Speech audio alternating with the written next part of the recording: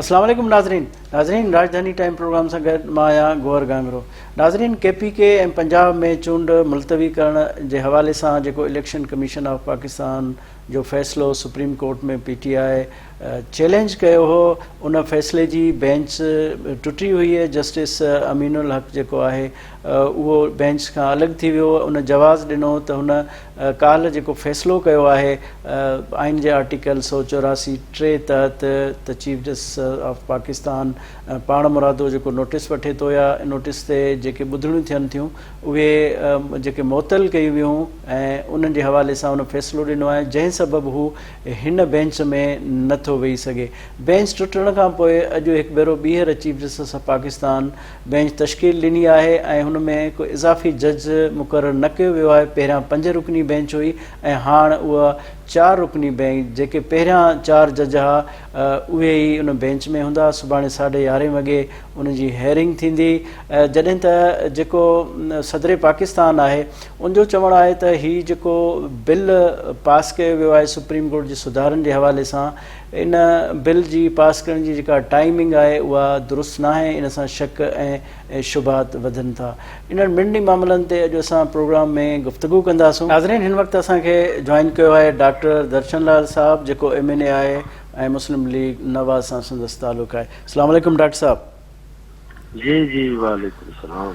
Doctor साहब, इहो ॿुधायो त जेको बिल पास कयो आहे तव्हां, उन जे हवाले सां तहरीक इंसाफ़ जी इहा तनक़ीद आहे त ही सिर्फ़ु जेके पॉलिटिशियन आहिनि मौजूदा हुकूमत में उहो पाण खे बचाइण लाइ गवर्नेंस करे रहिया आहिनि, पर हिन वक़्तु कानून साज़ी बि जेका थी रही आहे उहा सॼो पाण खे फैसिलिटेट करे रहिया आहिनि। इन क़िस्म जी तनक़ीद अचे पई, तव्हां छा था सम्झो? मां सम्झां थो त हीउ जेको आहे न, जेको इहो बिल जेको पास थियो आहे, इहो बिल्कुलु जेको आहे वक़्त जी ज़रूरत हुई, बल्कि इनखे त अॻु में पास थियणु घुरिजे आहे। तव्हां मूंखे ॿुधायो त जंहिं तरीक़े सां जेको सो मोटो एक्शन वरिता पिया वञनि त कुझु त सही बि आहिनि ऐं कुझु अहिड़ा बि हुआ जंहिं ते माण्हू अचरज बि खाइनि पिया। इहो कीअं थो थी सघे त भई सो मोटो एक्शन तव्हां वरितो ऐं उनमें तव्हां फ़ैसिलो बि ॿुधाए छॾियो त उनखे वरी अपील जो हक़ बि न हुजे। ऐं जेके जंहिं तरीक़े सां इंतिज़ामी कारवायूं थियनि, इंतिज़ामी जेके मामलात हूंदा आहिनि, हिकु प्राइम मिनिस्टर खे तव्हां घर मोकिले छॾियो बीठे त अदालत मां, त हू जेको आहे तव्हांखे अपील बि न करे सघे। गिलानी जो मिसाल बि अॻियां पियो आहे थियो, मियां मोहम्मद नवाज़ शरीफ़ जो मिसाल बि अॻियां पियो आहे थियो। हीअ उन जी ॻाल्हि न आहे, हीअ जनरल हक़ीक़त में सुप्रीम कोर्ट खे मज़बूत करण जो बिल आहे। इन में हर जज मज़बूत थींदो, सिर्फ़ु वन मैन शो वारी ॻाल्हि जेका आहे उहा न थींदी। हर जज खे पावर्स हूंदा ऐं को इहो शइ बि ख़तमु न थी आहे, कोई भई सो मोटो नथा वठी सघनि, भली वठनि, पर उहा हिकु कमेटी हूंदी, चीफ जस्टिस हूंदो, पर सीनियर तरीन जज हूंदा, उहे जेको डिसाइड कंदा, पोइ वञी करे उते कोई एक्शन थींदो। ऐं ॿियो जेको अपील जो हक़ आहे, ऐं तव्हां ॾिसो नसला टावर जो कराची जो मिसाल तव्हांजे साम्हूं आहे, उनजो सो मोटो एक्शन वरितो, केतिरा माण्हू वीचारा बेघर थिया, केतिरे माण्हू जो किरोड़नि जो नुक़सानु थी वियो। ऐं हिकु त उन्हनि जो नुक़सानु थियो, बेघर थिया, ॿियो अपील बि न करे सघनि। त मां सम्झां थो त हीअ जेको आहे हिकु वक़्त जी ज़रूरत हुई। हीअ जेको आहे इहो जंहिं तरीक़े सां थियो आहे इहो अॻु में थियणु घुरिजे आहे, ऐं जेको आहे हाणे बि थियो आहे, देरि आहे दुरुस्त आहे, तॾहिं बि सही थियो आहे। अच्छा डॉक्टर साहब, जेको इहो तासर ॾिनो पियो वञे त इहो सिर्फ़ु नवाज़ शरीफ़ खे अपील जो हक़ ॾियण जे लाइ इहा जेका कानून में तरमीम आहे इहा कई वई आहे, त नवाज़ शरीफ़ यकीनन बेनिफिशरी थींदो, पर सिर्फ़ु नवाज़ शरीफ़ जी खे सहूलियत ॾियण लाइ इहो मामिलो जेको नथी कयो पियो वञे, त इनखे कीअं था ॾिसो था? में ॻाल्हि नवाज़ शरीफ़ जी आहे ई न, ही ओवरऑल ॻाल्हि आहे, इहा सॼी ॻाल्हि आहे भई इंसाफ़ उहो जेको नज़र ॾिसण में अचे।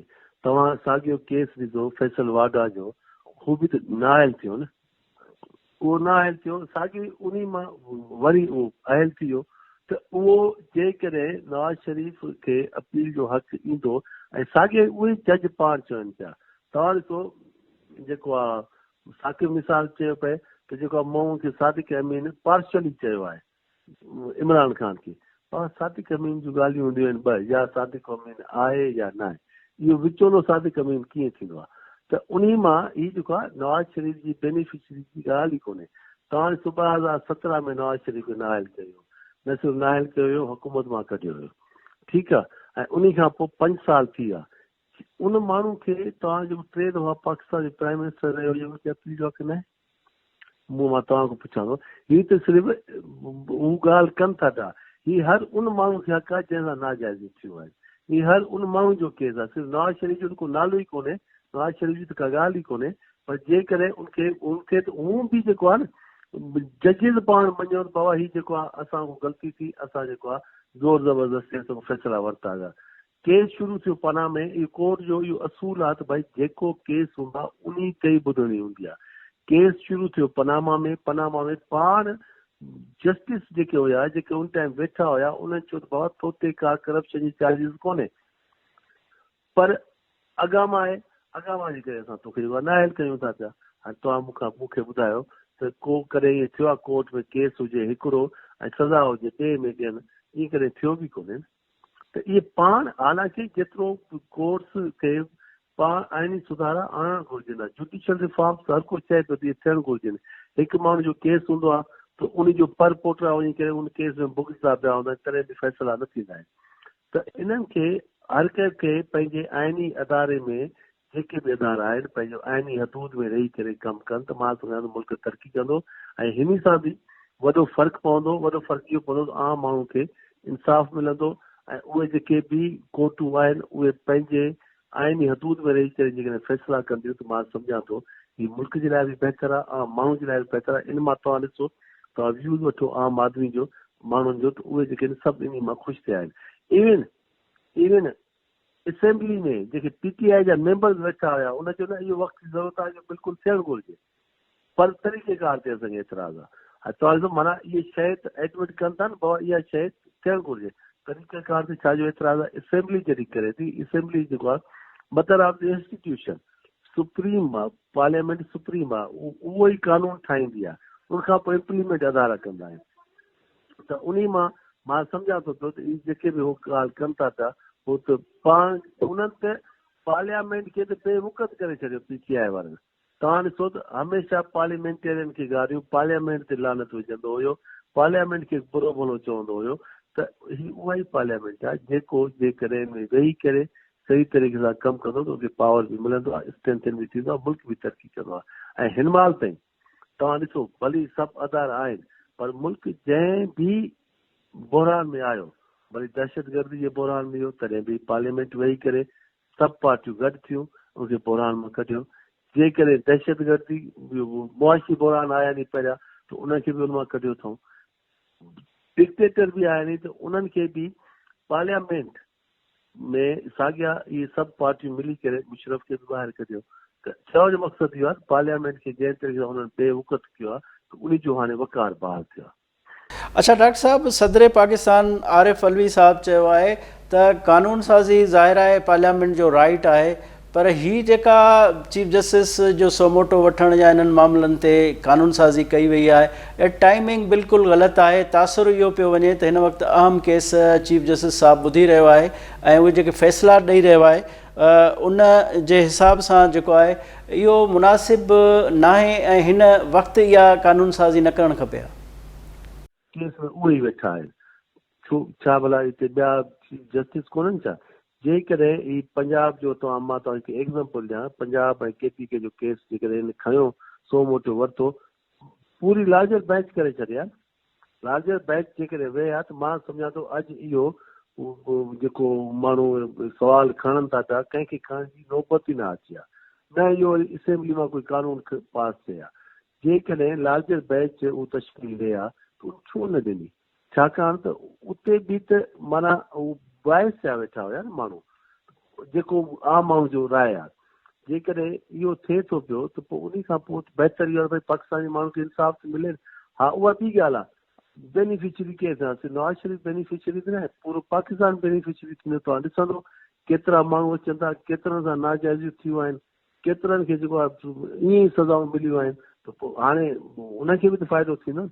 यूसुफ रज़ा गिलानी जो केस तव्हां वठो, वियो आहे 2 मिंट ते बीठो आहे, उनखां पोइ नाहिल थी वियो।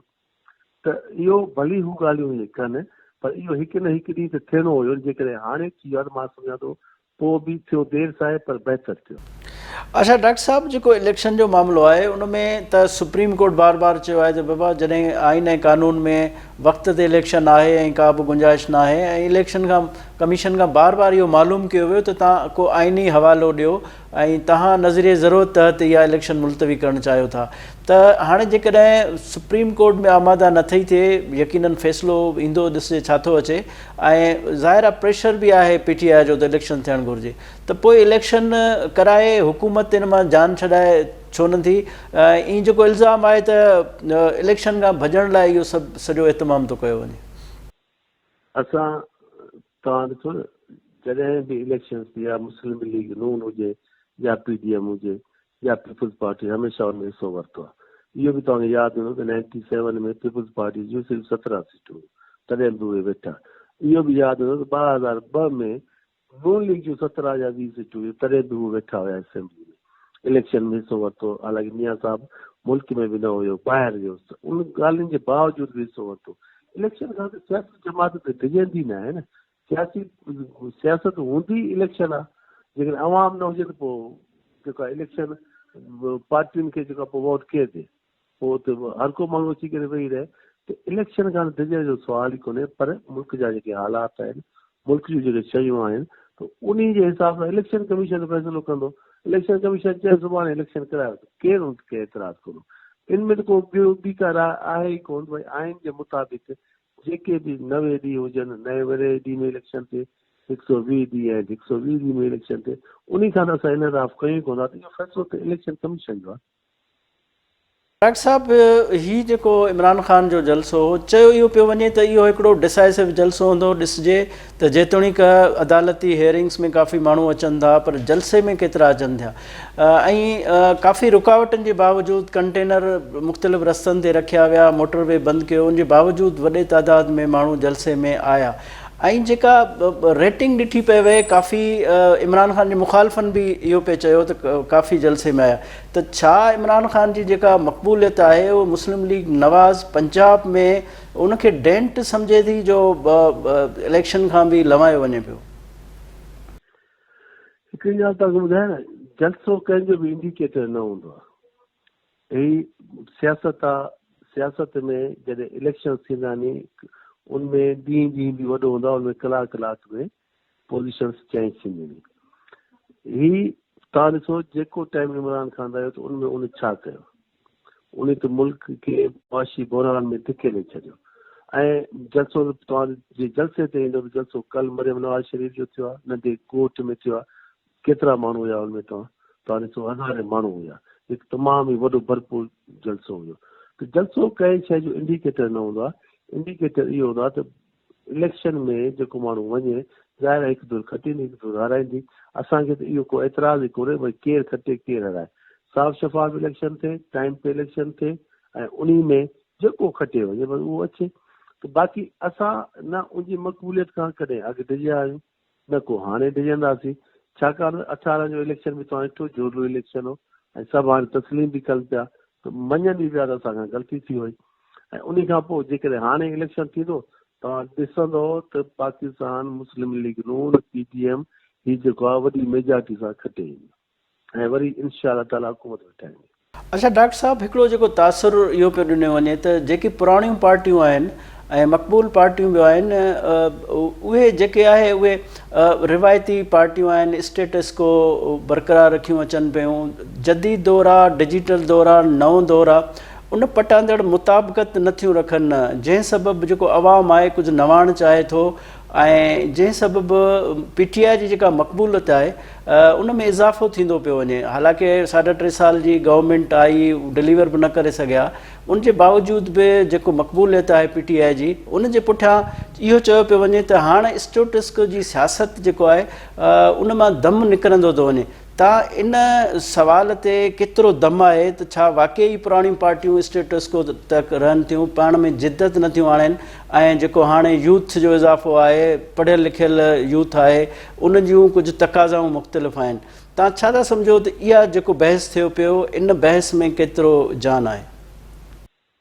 मूंखे तव्हां इहो ॿुधायो त इमरान ख़ान जी उमिरि घणी आहे? 7 लॻ उहो युथ त न आहे न, उहो त युथ त न आहे न। तव्हांखे मां इहो ॿुधाईंदो हलां त जेकॾहिं पुराणियूं पार्टियूं आहिनि त आइन बि मुल्क खे न ॾिनो। मुल्की आइन में मुल्क में जेको आहे जेकी बि तव्हां शयूं ॾिसो था त 90s में मियां नवाज़ शरीफ़ हिते मोबाइल फ़ोन खणी आयो, जंहिं टाइम तस्वर बि कोन हूंदो। माण्हू ॾिसंदा हथ जेतिरो त हथ खां त वधीक मोबाइल हूंदा हुया। तव्हांखे यादि हूंदा पाकटेल या कहिड़ी अहिड़ी कंपनी का हूंदी हुई। इहे ऑप्टिक फाइबर्स बि मियां नवाज़ शरीफ़ खणी आया उन दौर में, जंहिं दौर में किथे माण्हू सोचियो बि न हूंदो। मोटरवेज़ असांजे भर पासे मुल्कनि में किथे नालो निशान बि कोन हो। 90s में मियां नवाज़ शरीफ़ खणी आयो। ऐं उन खां पोइ तव्हां एयरपोर्ट ते ग्रीन बेल्ट ऐं इहे रेड बेल्ट इहे सॼियूं शयूं नवाज़ शरीफ़ खणी सॼी नवाज़ शरीफ़ कई आयो आहे। हिन त उन जी शयुनि खे मथो अची करे स्टैम्प लॻायो। हेल्थ कार्ड आहे या नवाज़ शरीफ़ जो हुयो, हिन अची करे उनखे ॾिनो। बेनज़ीर इनकम सपोर्ट प्रोग्राम हुयो, बेनज़ीर इनकम सपोर्ट प्रोग्राम में माण्हुनि खे जेके बेनिफिशरी हुया उनखे अची हिसाब प्रोग्राम जो नालो ॾेई छॾियो। हिन त मुर्गियूं अंडा कटा ऐं इहे अची ॾिनियूं, लंगर खाना इहे खोले आहिनि। हिन मूंखे ॿुधायो त किथे हिन को नौकरियूं ॾिनियूं, किथे जेके हिन घरनि जा वाइदा कया उहे हिन ॾिना, किथे हिन माण्हू खे रोज़गार ॾिनो, किथे हिन कोई नयूं फैक्ट्रियूं या कोई इंडस्ट्रियल ज़ोन लॻाया, किथे हिन रोड रस्ता नवां ठाहिराया, कुझु बि कोन कयो। ही ख़ाली जेको आहे जीअं उहो बबल्स हूंदा नी पाणी में हिकिड़ा, उहे बबल्स नी, उहे बबल्स खे जंहिं महिल तव्हां टच कंदो त फुफा करे ख़तमु थी वेंदा आहिनि। ही उहे ई आहिनि, ॿियो कुझु बि कोन्हे। सोशल मीडिया जो ठीकु आहे डॉक्टर दर्शन लाल साहब, वॾी महिरबानी, तव्हां असांखे टाइम ॾिनो। नाज़रीन, हिते वठूं था मुख़्तसिर ब्रेक बाद हाज़िर थींदासीं।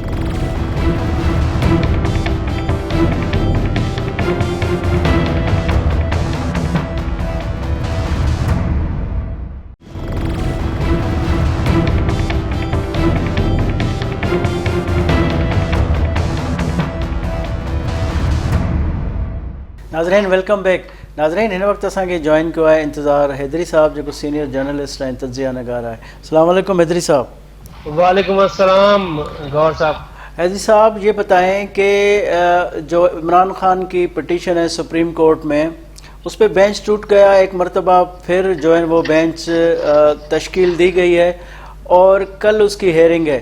आप क्या समझते हैं कि इमरान खान की जो प्ली है उसमें हमें नज़र ये आ रहा है कि बेंच के सारे जजेस ये सवाल कर रहे हैं अगर इलेक्शन मुलतवी भी कर दी गई है तो उसका आईनी जवाज़ नहीं है, और इस वक्त तक कोई आईनी जवाज़ पेश नहीं किया जा रहा है। आप क्या कहेंगे? देखें गौर साहब, आपने बात बिल्कुल ठीक कही है। बहुत से आईनी उमूर जो होते हैं वो बहुत बारीक होते हैं और बहुत सी बारीक चीज़ों को लेकर सामने लाया जाता है, अपने मौक़िफ़ के लिए पेश किया जाता है। वफाकी हुकूमत की तरफ से भी यही रिएक्शन हुआ है जो अब तक हुआ है। उसके अलावा जिस तरह से इलेक्शन कमीशन ने जो है वो अपनी तारीख दी है, उसके ऊपर जिस तरह से चीफ जस्टिस ऑफ पाकिस्तान ने ये कहा कि आपने जब ये कहा कि 8 अक्टूबर को ही इलेक्शन होंगे तो क्या 8 अक्टूबर से पहले इलेक्शन नहीं हो सकते, और उसमें फिर दो चीजें उन्होंने कही कि क्या अगस्त में नहीं हो सकते, 8 अगस्त को भी हो सकते हैं, 8 सितंबर को क्या नहीं हो सकते। साथ उन्होंने ये कहा कि सियासी पारा कम करने की जरूरत है, जब तक सियासी पारा कम नहीं होगा उस वक्त तक मामलात आगे नहीं बढ़ेंगे। और उसके साथ उन्होंने कुछ यकीन दहानियां मांगी हैं वफाकी हुकूमत से, सूबाई निगरान हुकूमतों से, और उसके साथ साथ पाकिस्तान तहरीक इंसाफ की तरफ से। अब पहली चीज ये है कि क्या अंडरटेकिंग जो है वो पाकिस्तान तहरीक इंसाफ की तरफ से दी जाएगी, जिसके ऊपर अब असद उमर ये कह चुके हैं, कल उन्होंने ये कहा है कि इमरान खान जो है वो मुल्क की मजमूई सियासी सूरत हाल में इलेक्शन के लिए और उन तमाम अमूर पर आमादा भी हैं और अंडरटेकिंग देने के लिए भी तैयार है। अब देखना है कि वफाकी हुकूमत जो है वो क्या प्ली इख्तियार करती है ना, क्योंकि अब मामला जो है वो सियासी के साथ साथ आईनी भी है, और आईनी के साथ साथ एक और मसला ये है कि अब ये तनाज़ा भी बढ़ता जा रहा है। आप देख रहे हैं कि गुज़िश्ता 2 दिनों में जो फैसले आए हैं, जिस तरह से 2 जजेस का फैसला आया, जस्टिस काजी फायजीसा का, जस्टिस अमीनुद्दीन खान का जो फैसला आया है, और उस फैसले से एक जज ने जिस तरह से इख्तिलाफ किया, और उससे पहले जिस तरह से बेंच के ऊपर एतराज किया गया, 2, 3 और 3, 4 का जिस तरह से मामला बनाया गया, तो ये सारी चीजें बहुत अहम हैं और मौजूदा सिनेरियो में बहुत अहम हैं। ایک طرف یہ ہو رہا ہے، دوسری طرف ایک اہم ترین قانون سازی آپ دیکھ رہے ہیں کہ ہوئی ہے، قومی اسمبلی سے بل منظور ہوا ہے آج خود نوٹس کے حوالے سے، پھر وہ بل سینٹ میں گیا ہے اور سینٹ سے بھی وہ بل آج منظور ہو گیا ہے، اور اب میں آپ کو آپ کے پروگرام کے توسط سے یہ بتا رہا ہوں کہ یہ بل جو ہے اب صدر مملکت کو بھجوا دیا گیا ہے پارلیمنٹ ہاؤس کی طرف سے۔ اب صدر مملکت جیسے ہی اس کے اوپر دستخط کرتے ہیں، فی الفور یہ نافذ العمل ہو جائے گا۔ اگر تو آج صدر مملکت یہ دستخط کر دیتے ہیں، پھر تو سینیریو بالکل تبدیل ہو جائے گا، پھر تو بینچ بنانے کا طریقہ کار یا خود نوٹس لینے کے حوالے سے جو چیزیں ہیں وہ بالکل تبدیل ہو جائیں گی اور سینیریو ہی تبدیل ہو جائے گا۔ اب جیسے پاکستان تحریک انصاف کے سینئر وکیل بھی ہیں، سینیٹر بھی ہیں علی ظفر، وہ یہ کہہ رہے ہیں اور آج انہوں نے یہ دعویٰ بھی کیا ہے سینٹ کے اجلاس میں کہ اس بل کو جو ہے وہ عدالت کالعدم قرار دے دے گی۔ اب یہاں پہ اگر ایسی صورتحال بنتی ہے تو یہ صورتحال بہت زیادہ گمبھیر ہو جائے گی گوہر، اور اتنا آسان کسی چیز کے حوالے سے بھی نہیں ہوگا، چاہے وہ الیکشن کی تاریخ ہو، چاہے وہ عدلیہ کے حوالے سے قانون سازی ہو، چاہے مستقبل کی چیزیں ہو۔ اس کے لیے یہ تمام سٹیک ہولڈرز کو کسی ایک نقطے پر متفق ہونا پڑے گا، تب یہ معاملہ آگے چلے گا۔ اس طرح سے یہ چیزیں جو ہے وہ آگے نہیں بڑھ پائیں گی، اور یہ جس طرح سے اختلاف رائے آ رہا ہے سامنے اور جس طرح سے چیزیں سامنے آ رہی ہیں، تو یہ بہت گمبھیر صورتحال اس وقت بنتی جا رہی ہے۔ اس صورتحال میں کچھ بھی کہنا جو ہے وہ قبل از وقت ہوگا کہ آپ اس ساری صورتحال میں کچھ پریڈکٹ نہیں کر سکتے۔ البتہ اتنا ضرور کہا جا سکتا ہے کہ آئین بالکل واضح ہے، جب 2 اسمبلیاں تحلیل ہو جائیں تو اس کے بعد 90 روز کے اندر الیکشن ہونا ضروری ہے۔ لیکن یہاں پر ایک نقطہ اور یہ بھی ہے کہ جو 30 اپریل کی تاریخ تھی، کیا وہ 90 روز کے اندر تھی؟ تو اس کا جواب یہ ہے کہ وہ 90 روز کے اندر نہیں تھی، وہ 90 روز سے باہر چلی گئی تھی۔ اب یہاں پر جو پہلا فیصلہ آیا ہے، اس فیصلے کے اوپر بھی اب بہت سی چیزیں سامنے آئی ہیں، جس طرح سے جسٹس مندوخیل کا اس کے اوپر جو ہے ان کا فیصلہ آیا ہے، انہوں نے جس طرح سے آرگو کیا ہے اس کے اوپر، اس کے بعد جو چیزیں چینج ہوئی ہیں، پھر بینچ ٹوٹ گیا ہے، نیا بینچ بنا ہے، تو یہ سارے سوالات ہیں جن کے جواب بہت اہم ہیں۔ اب یہاں پر ایک اور بات بھی آپ کو یہ بھی میں آپ کے ساتھ شیئر کرتا چلوں کہ کچھ ماہرین کے ساتھ جو ہماری گفتگو ہوئی، ہم نے ان سے پوچھا، انہوں نے کہا کہ دیکھیں جو کل فیصلہ آیا ہے جسٹس قاضی فائز عیسیٰ کا اور جسٹس امین الدین خان کا، اس میں جس طرح سے انہوں نے بینچ کے حوالے سے یا خود نوٹس کے حوالے سے کہا ہے، تو یہ تو بنیاد ہی جو 1 مارچ کا فیصلہ آیا تھا یہ بنیاد تھی۔ اب اس کے بعد صورتحال کیا بنے گی، تو یہ بہت سے سوالات اب ضرور اٹھ رہے ہیں۔ ان تمام سوالوں کا جواب پہلے تلاش کرنا ہے، یہ اس کے اوپر ایک سیر حاصل بحث ہوگی، اس کے بعد معاملہ کسی نہج پر جا کے پہنچے گا اور پھر جا کے کوئی اس کا فیصلہ ہو سکے گا۔ لیکن ابھی فی الوقت اگر آپ یہ کہیں گے کہ اس کا بھی فیصلہ ہو جائے گا، آئین، قانون اور اس کی مشگافیاں یہ اب اتنی پیچیدہ ہو چکی ہیں کہ ہم جیسا جو صحافت کا طالب علم ہے وہ کچھ بھی اس معاملے پر پریڈکٹ نہیں کر سکتا کہ کیا ہوگا یا کیا ہو سکتا ہے، کیونکہ صورتحال بہت زیادہ ڈفرینٹ ہو چکی ہے اس وقت۔ اچھا انتظار صاحب، یہ بتائیں کہ ابھی جو بھی ہیئرنگ ہوئی ہے، آپ نے سنا ہے کہ ججز صاحبان کا مائنڈ تو آ گیا ہے، جس طرح کے انہوں نے سوال کیے، ریمارکس دیے یا آبزرویشن دی، اس میں یہی لگتا ہے کہ بھئی آئین میں گنجائش نہیں ہے، وقت پہ الیکشن کرانے کے علاوہ کوئی آپشن نہیں ہے، تو پھر یہ گورنمنٹ الیکشن کرا کے اپنا وزن کیوں نہیں اتارتی؟ کیونکہ پی ٹی آئی کا پریشر بھی ہے، وہ یہ بھی کہہ رہے ہیں کہ یہ جو الیکشن نہیں کروا رہے ہیں، یہ الیکشن سے بھاگ رہے ہیں، وہ خوفزدہ ہیں، تو یہ بیسٹ آپشن حکومت کے پاس کیا ہے؟ دیکھیں 2 اور 2 4 کی طرح واضح ہے حکومت کیوں نہیں الیکشن میں جا رہی۔ اس کی بنیادی وجہ یہ ہے کہ حکومت کی کوئی ساکھ نہیں ہے عوام میں اس وقت۔ جو میں نے آپ کے ساتھ گزشتہ پروگرام میں آپ کے ساتھ جیسے گفتگو کی تھی اور یہ کہا تھا کہ 1 سال پہلے جو مسلم لیگ نون کی پوزیشن تھی، آج وہ پوزیشن پاکستان تحریک انصاف کی ہے۔ اس وقت پاکستان مسلم لیگ نون کا جو ٹکٹ تھا وہ کامیابی کی علامت سمجھا جا رہا تھا، آج پاکستان تحریک انصاف کے پاس وہ کارڈ ہے۔ وہ کارڈ اس لیے ہے کہ دیکھیں مہنگائی عروج پر ہے، لوگ جو ہیں وہ آٹے کی وجہ سے دھکے کھا رہے ہیں، رمضان مبارک میں لوگوں کو آٹا نہیں مل رہا، لوگ جو ہیں آٹے کی لائنوں میں لگ کے بعض لوگ فوت ہو چکے ہیں۔ تو ایسی صورتحال میں یہ حکومت کیسے جائے گی الیکشن میں. آپ یہ دیکھیں کل مریم نواز نے بہت بڑا جلسہ کیا ہے, اس کی بڑی تعریف کی جا رہی ہے مسلم لیگ نون کے حلقوں میں بھی اور اس کے ساتھ ساتھ حکومتی اتحادی حلقوں میں بھی کہ مریم نواز نے ایک بڑا جلسہ کیا ہے. بڑے عرصے بعد نون لیگ کی کوئی بڑی ریلی جو سرگرمی جو ہے وہ دیکھنے کو ملی ہے. لیکن آپ یہ دیکھیں وہ ریلی یا وہ جلسہ جب ختم ہوتا ہے اس کے بعد جس طرح سے لوگ ٹوٹ پڑتے ہیں وہاں پر جو افطار کے لیے انتظام کیا گیا تھا, تو اس سے چیزیں واضح ہو رہی ہیں کہ لوگوں کی حالت اس وقت کیا ہے. 2 وقت کی روٹی ان کے لیے مشکل ہے, ٹھیک ہے, مہنگائی مسلسل بڑھ رہی ہے. وزیر اعظم صاحب نے نہ سوچا نہ سمجھا, انہوں نے آئل سبسڈی, پیٹرولیم سبسڈی کا اعلان کر دیا. اس کے اوپر IMF ناراض ہو گیا, انہوں نے کہا بتائیں کہ کیسے آپ یہ سبسڈی دیں گے. ابھی تک سٹاف لیول معاہدہ وفاقی حکومت کا نہیں ہو سکا.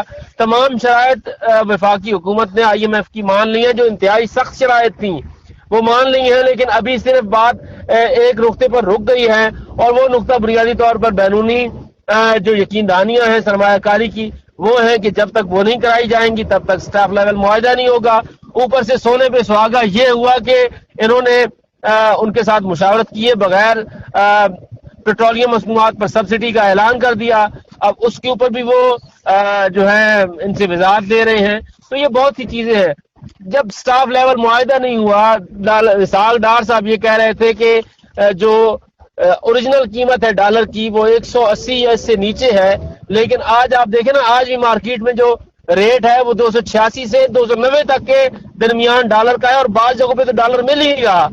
آپ کی حالت یہ ہے کہ دیکھیں یہاں پر حج پہ جانے والوں کی لمبی لائنیں لگی رہتی تھیں.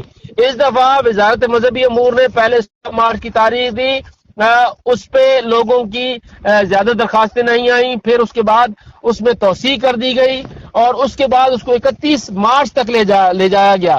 لیکن ابھی تک مطلوبہ جو درخواستیں ہیں وہی نہیں آئیں. پہلے تو ہوتی تھی باقاعدہ قرآن اندازی اور خوش قسمتوں کے نام آتے تھے, اب تو خود حکومت وزارت مذہبی امور ان خوش قسمتوں کو تلاش کر رہی ہے کہ وہ آئیں حج پہ جائیں تاکہ انہوں نے جو اخراجات کیے ہیں کم سے کم وزارت مذہبی امور کے وہ اخراجات پورے ہوں.